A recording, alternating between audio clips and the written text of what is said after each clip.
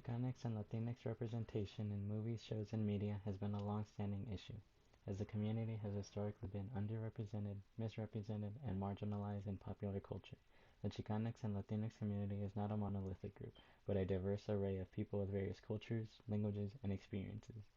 It is essential to have accurate and complex representations of Chicanx and Latinx characters in the media to combat negative stereotypes and visibility.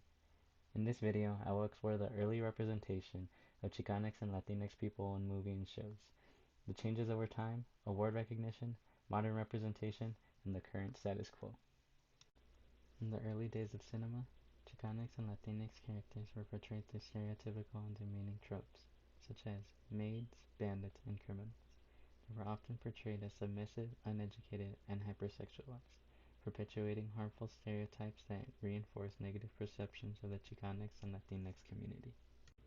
Examples of this include The Greaser Gauntlet, one of the first films to use the greaser stereotype, and The Four Horsemen of the Apocalypse, one of the first films to use the Latin lover stereotype. Furthermore, although the characters were Chicanx and Latinx, they were often played by white actors who would darken their skin for the role. The portrayals of Latinx became so bad that Woodrow Wilson addressed the issue with many producers, stating, "Please be a little kinder to the Mexicans," and even the importing of many films to Mexico was banned. The civil rights movement of the 1960s and 70s led to increased political and social activism among Chicanx and Latinx communities, which also affected popular culture. The Chicano movement in particular pushed for a more accurate representation of Latinx people in movies and shows. During this period, films such as Zoot Suit and El Norte portrayed Chicanx and Latinx characters in more nuanced and complex ways, highlighting their experiences of oppression, discrimination, and struggle. However, despite these changes, Latinx representation in popular culture remained limited and often problematic. In the 1990s, Latinx characters were still cast in stereotypical roles, and their cultural backgrounds were often homogenized. Shows such as Friends and Seinfeld feature Latinx characters who were frequently reduced to their ethnic identity or used as a punchline for jokes.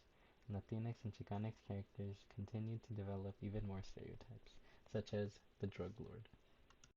Throughout the years, Chicanx and Latinx representation in movies and shows has been overlooked by award shows, with few exceptions. The Academy Awards, for example, did not award a Latinx nominee until 1951 to Jose Ferrer, and did not award a Latina nominee until 1961 to Rita Moreno. Furthermore, a Chicana was not nominated until 1960, and a Chicano wasn't nominated until 1989. Not only that, but throughout the entire history of the Academy Awards, only 5 awards have been given to Latinx actors.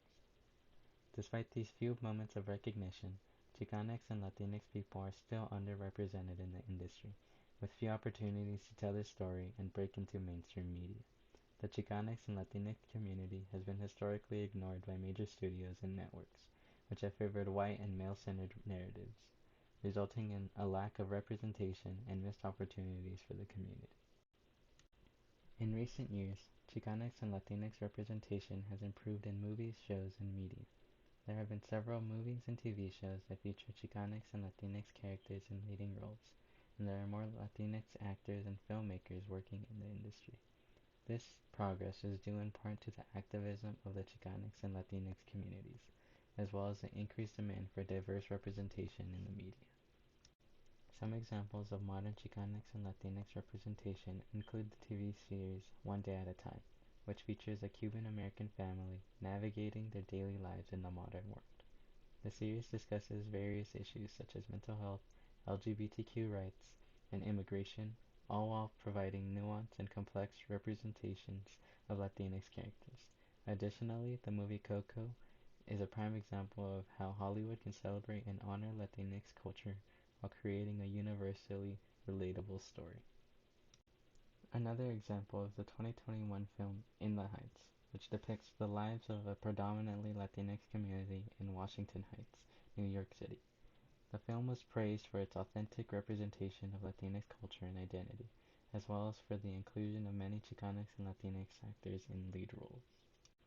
Another film to note is Steven Spielberg's new adaptation of West Side Story. The original 1961 film was problematic in its portrayal of Latinx characters.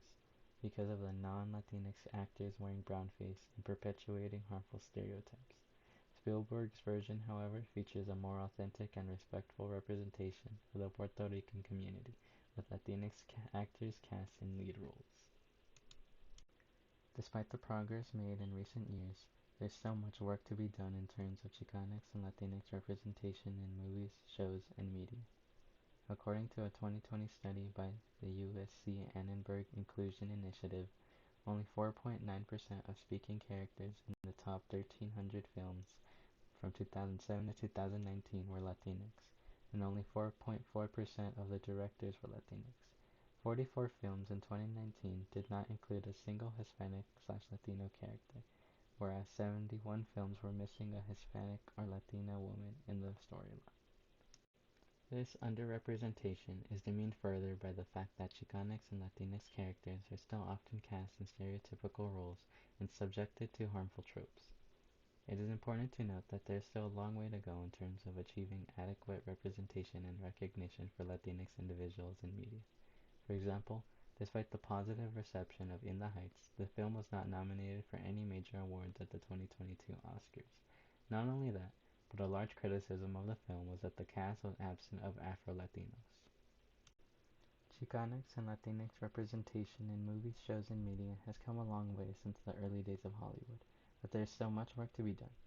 The Chicanx and Latinx community is a diverse and vibrant group of people, and their stories and experiences deserve to be accurately represented in popular culture.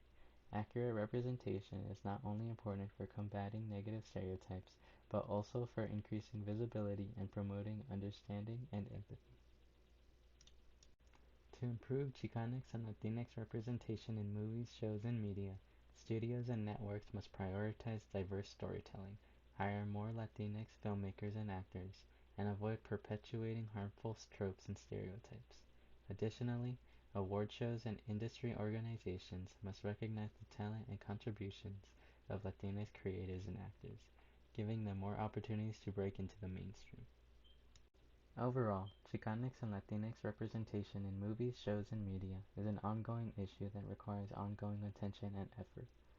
By working towards more accurate and nuanced representations, we can promote greater understanding and empathy for the Chicanx and Latinx communities and help break down systemic barriers that limit their opportunities and experiences.